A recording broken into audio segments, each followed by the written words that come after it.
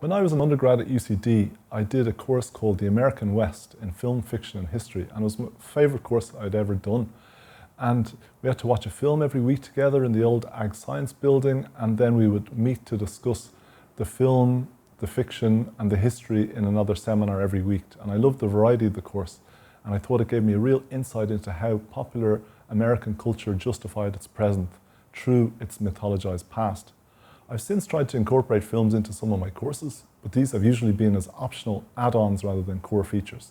For a new course on Europe's history of immigration since 1919, I tried to make films a more integral part.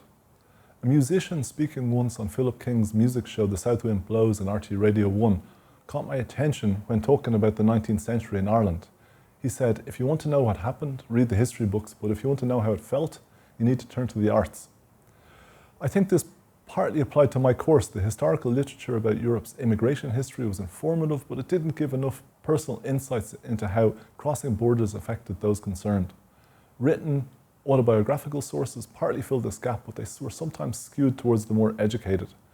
Therefore, less educated emigrants didn't feature as centrally as they ought to. By assigning one feature film each week for the students to watch, I felt that they would gain a better appreciation of the emotional experience of migrants through a visual rather than a written medium. It also gave students an opportunity to encounter films that they mightn't usually find on Netflix or other film providers, because the films were all made in the 1950s and 60s up to the 1980s, and most of them were subtitles as well.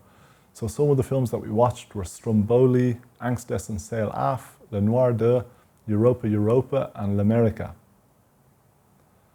The films were all uploaded onto Brightspace in advance. Each week, one small group of students had to give a short presentation on the assigned film, which encouraged them to study films in a different way to how they might normally watch them.